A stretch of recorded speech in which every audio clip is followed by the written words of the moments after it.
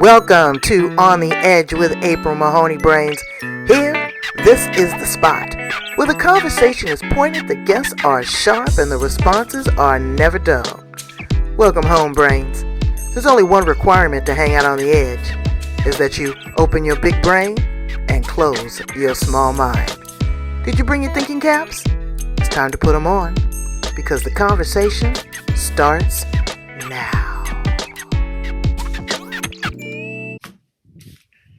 So, Brains, we was just sitting there in the green room, inhaling.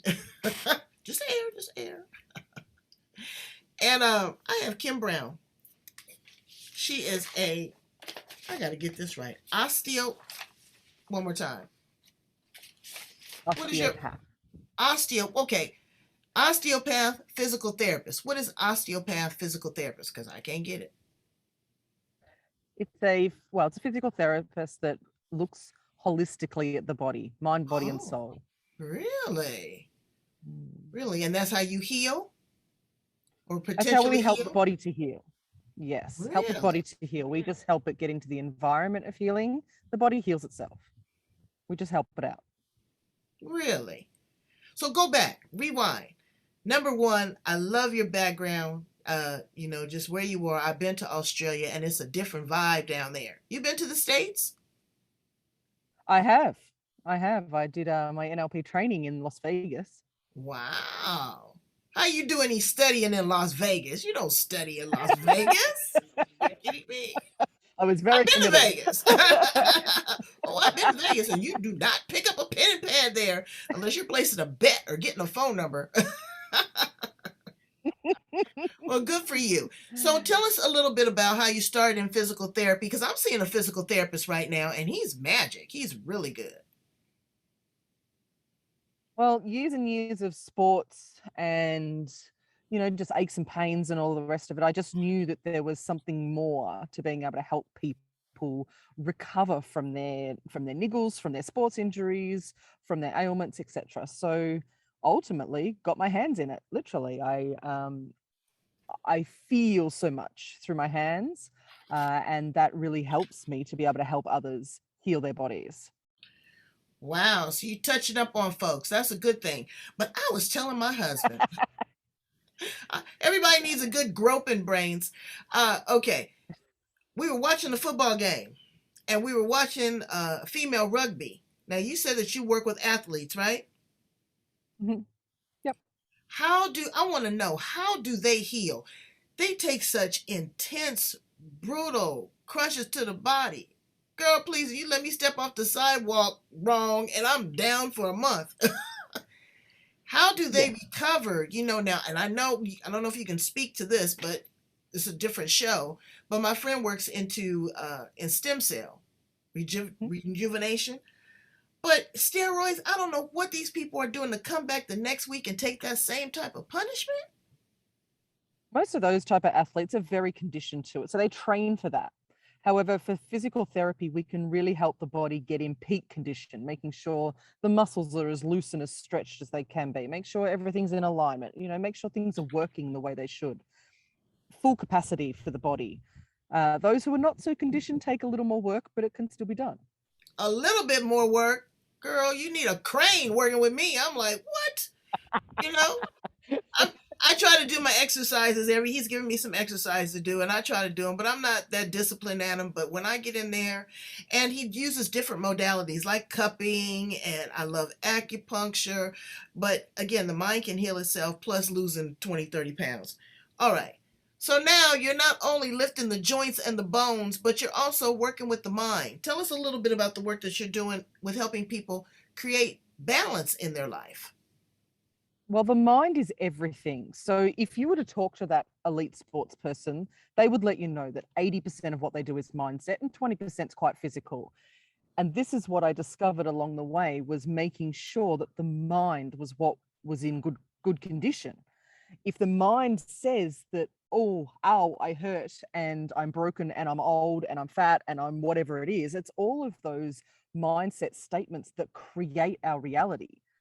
So I got into NLP, neuro-linguistic programming, because there was so many of my patients that I felt I could help more, get deeper, go beyond the bones and the joints and the muscles, and actually get into the emotional history of the patients to be able to really get rid of the trauma, get rid of the emotional baggage, get rid of the chronic illness. Why do And it's been people think that? fascinating to Let me actually ask you a really question. learn. Let me interject right here. Why do people think that they always have to release the trauma? Trauma is a part of the learning. No, I understand what you're saying. Some people have had severe trauma, but it's like they walk up to this point, they get a breakthrough, they regress back. They don't want to relive whatever happened. It could be something, way out. I don't know, a murder or, I don't know, all kind of stuff. But why do people have to be freed of trauma so much? We all are going to experience that. Don't you think we should learn from it, get tools from it, sit with it, marinate it, learn from it, instead of just always having to get over and release it or relive it? Ultimately, you don't want to be the victim of it. You want to be the victor of it. Mhm. So by people releasing it, it means that they've gone through that process of learning from it. What have I gained from this experience rather than what have I lost? And the thing is, some people will stay in it. And you'll know of people that have had something happen 10, 20, 30, 40 years ago, and they're still talking about it as if it was yesterday. Whereas others have gone, you know what? I'm no longer going to be the victim of that problem. I'm going to learn from it, release the trauma, as in get rid of the fact that you are part of that event. Take the positives from it. What did you learn? What can you grow from? And therefore, you don't have to hold that negativity in your nervous system. Otherwise, you end up staying in fight and flight system as a victim. Yeah, and people are staying stuck, and they're getting stuck. If they weren't, they're stuck now. With all of this COVID and isolation and lies and snickery, people are mean too right now, Kim. You notice that? Yes, very much so. Absolutely. No, but that's not me and you. Humanity has taken a negative turn. No, not us. Not us. So what do you do to show love? What's the last thing that you did to show love? I did one today. I'll tell you what it was. But you go first. I cooked pancakes for breakfast. Ooh. That was the last thing I did. Oh, that was good. What did you have maple syrup with them, or you have fruit on them? What'd you have with them? I didn't have maple syrup this morning. I normally have fruit, and I'll have honey, and just depends on what everyone feels like. Some, strawberries and honey are a favorite. Was that self-love, or did you share that with the family? I shared it for the family, but there's only a couple in the family that actually eat it, so it was more for me. Brilliant. That was nice. Well, I went to the doctor's office today. Long story short, the elevator was broke. The nurse comes over, and she's very snarky, and she says to us, these elevators are out. But her tone and her demeanor. So the lady said, okay, thank you, we know. And she said, I'm telling the people that don't know. So I go back over there and I tell her, I say, that was not nice. You're in a hospital. People are sick here. They're not coming here for shit and giggles. So you be nice. If that's your job today is to tell them about the elevator, you be nice about it. But I was nice to her. I gave her a $10 Starbucks gift card for taking a tongue lashing. But, that was an act of love. But you don't treat people just any kind of way. You don't know what their circumstances are. You don't know what they're thinking. It takes effort to be kind. Yeah? All right. So, tell me about the book. You are in an anthology. I want to hear all about that. So the book that I was part of is called Decoding the Wellness Mantra. So a group of us got together and we all became co-authors of this beautiful book. It just meant that we were able to write a chapter based on our zone of genius. And it's all about, what area of healthcare or wellness are we part of? And therefore, each of us were able to, put our bit in. So my chapter was all about how mental health mindset affects our game. So if you think you can, you are right. If you think you can't, you are right also.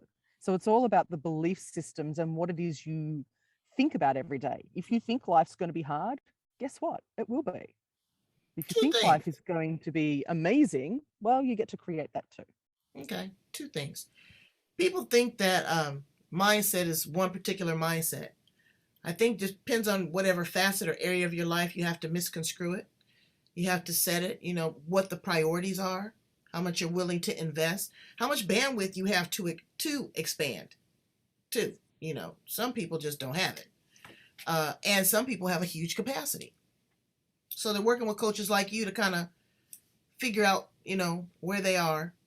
Another thing, NLP. I love it. I'm getting ready to take a course. I'm going to start in April because I really believe it's how you talk to yourself. I love to talk to myself. I do. And I have, as a kid, I had imaginary friends and I talked to spirits and stuff. Yeah, I love that kind of stuff.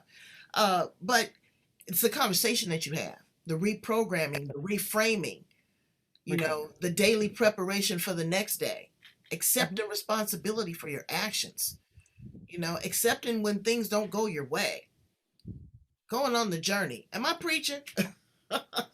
You're preaching the good stuff. Whoa. Whoa. So what's your perspective on that? My perspective is that we are certainly programmed, depending on our makeup, our upbringing, our, what is our history. However, we don't need to stay in that programming if it's not empowering for us. If we were brought up to believe that money doesn't grow on trees and you've got to work hard to make money, well, then that's what you're ultimately going to create. And that's what most of the population do. They work hard, but they always struggle, because how many times have we heard the words, life is a struggle? Well, if you keep hearing this stuff over and over again, well, ultimately you're going to believe it and create it. What I love about NLP is you get to choose what it is you take on, and you get to choose which bits you take forward with you. You can drop that other stuff. You don't need to keep reprogramming and believing the stuff that doesn't empower you. You can change that.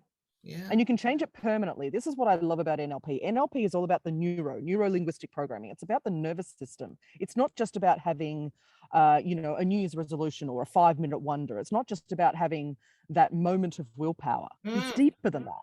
It's deeper than that. It's more permanent than that. It's actually changing your nervous system. So I'm gonna have to study, huh? Well, study is one thing. Again, study can be a nasty word for some people too. No, I'm gonna enjoy it. I'm gonna enjoy it. You are absolutely. But it's about acknowledging and recognizing. If you're not aware of something that you're doing or something that's on repeat, how do you change it? You've got to be aware first. Awareness is key, and then you can go and change things. What I also love about NLP is the communication of it. So understanding, interpreting, listening to people, and really understanding what language they are speaking. Because we can all speak English, but are we actually speaking the same language? Right. And that's what NLP really helps define, is getting closer and more personal with someone with the type of communication. Are you actually on the same page? Are you speaking the same language? Are you communicating at the most deep level with that person? Well, if you're respectful and honest, so let me ask you just some random questions, because I like to get to know people. You are looking brown and luscious. What do? Do you tan a lot, or do you really? You have beautiful skin. Thank you. Well, right now it's the easiest time. I mean, it's summer here, and we've had hot day after day after day, and I've been where I am up on holidays. I've been here for 3.5 weeks, so this is a product of 3.5 weeks of glorious Melbourne sunshine. Yeah. So do you coat your skin before you lay out in the sun, outside of sunblock?